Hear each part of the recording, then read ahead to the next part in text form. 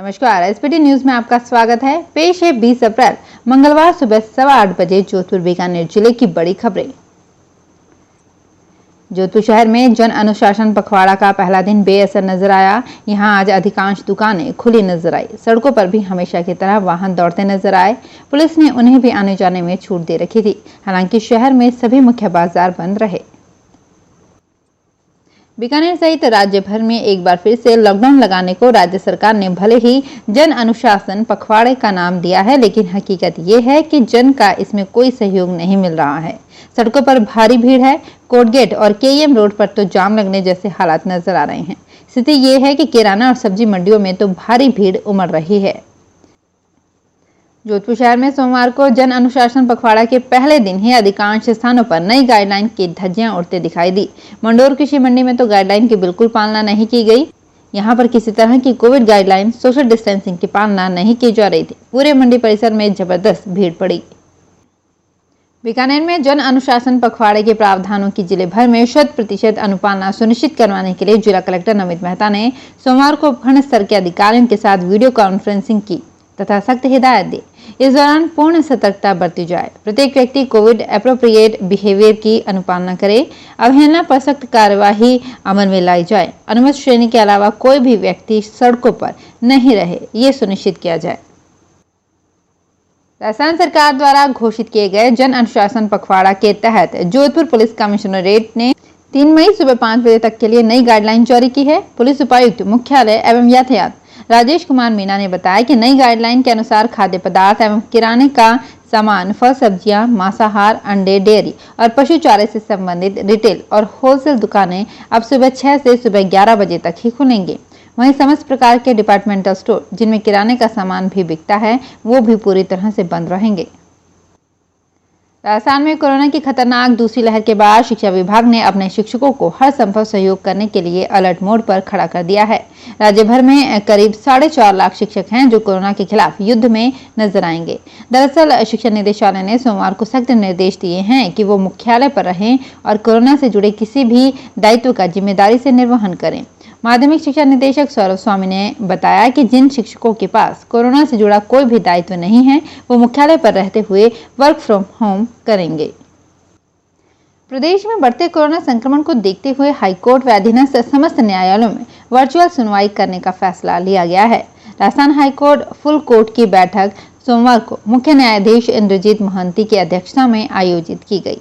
बैठक में हाईकोर्ट सहित सभी अधीनस्थ अदालतों में वर्चुअल सुनवाई करने का निर्णय लिया गया। हाईकोर्ट में एक खंडपीठ और 3 एकल पीठ ही सुनवाई करेगी। वहीं समस्त अधीनस्थ अदालतों में भी सिर्फ अर्जेंट केसेस की सुनवाई होगी। बीकानेर में कोरोना रोगियों की संख्या में लगातार बढ़ोतरी हो रही है। रविवार को 538 कोरोना संक्रमित सामने आने के बाद सोमवार सुबह ही 403 नए पॉजिटिव केस सामने आए। सोमवार की सुबह 309 पॉजिटिव केस सामने आए थे, जबकि शाम होते होते इसमें 93 नए पॉजिटिव और जुड़ गए। डॉक्टर संपूर्णानंद मेडिकल कॉलेज के नए प्रिंसिपल के रूप में डॉक्टर एस राठौड़ ने सोमवार को कार्यभार संभाल लिया। कार्यभार संभालने के बाद उन्होंने मथुरादास माथुर अस्पताल में बने नए कोविड वार्ड का निरीक्षण किया और चिकित्सा अधिकारियों को व्यवस्थाएं समुचित रखने के निर्देश दिए। बीकानेर के आश्रय स्थलों में संचालित इंदिरा रसोई ने अब नगर निगम अधिकारियों की चिंता बढ़ा दी है। इंदिरा रसोई के संचालन के लिए चारों आश्रय स्थलों के एक कक्ष में इंदिरा रसोई की रोटियां बन रही है और खाद्य सामग्री व रसोई का सामान पड़ा है। आश्रय स्थल के 2 कक्षों में से एक कक्ष के इंदिरा रसोई के काम आने के कारण एक ही कक्ष में पुरुष और महिला को ठहराना निगम की मजबूरी होगी, जो संभव नहीं लग रहा है। शहर में लगातार बढ़ रहे कोरोना संक्रमण के प्रभाव के कारण मजदूरों के पलायन की संभावना है।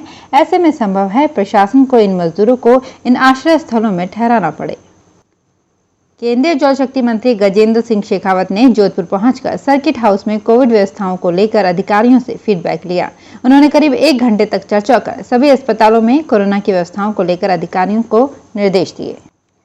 जोधपुर में तेजी से फैल रहे कोरोना संक्रमण के बीच अन्य प्रदेशों से आने वाले यात्रियों के लिए रेलवे स्टेशन पर विशेष व्यवस्था की गई है। RT-PCR रिपोर्ट के साथ आने वाले यात्रियों के लिए ग्रीन चैनल बनाया गया है, ताकि ऐसे यात्री बगैर किसी परेशानी के कम से कम समय में बाहर निकल सके। वहीं बगैर रिपोर्ट के यहां पहुंचने वाले यात्रियों के लिए येलो लाइन बनाई गई है। इस पर से होकर निकलते समय उनके सैंपल लिए जा रहे हैं। जोधपुर शहर में बढ़ते कोरोना संक्रमण को देखते हुए महापौर दक्षिण वनिता सेठ ने कोरोना वैक्सीनेशन कार्यक्रम को गति देने के निर्देश दिए हैं। उन्होंने कहा कि वैक्सीनेशन कार्यक्रम को गति देने के लिए एक बार फिर पार्षदों के सहयोग से वार्ड स्तर पर कैंप लगाकर कोरोना वैक्सीन लगवाने के प्रयास किए जाएंगे। जोधपुर के फतेह सागर ओटे के सामने स्थित सदगुरु कबीर आश्रम के 7वें महंत युक्तिराम की 29वीं बरसी महंत प्रहलाद दास के सानिध्य में सादगी व श्रद्धा पूर्वक मनाई गई। आश्रम के उत्तराधिकारी संत राजेंद्र दास ने बताया कि प्रतिवर्ष उनका बरसी महोत्सव संत समागम के साथ श्रद्धा पूर्वक और हर्षोल्लास के साथ मनाया जाता है, लेकिन कोरोना महामारी के चलते इस वर्ष कोरोना गाइडलाइंस की पालना करते हुए ये आयोजन सूक्ष्म रूप में रखा गया।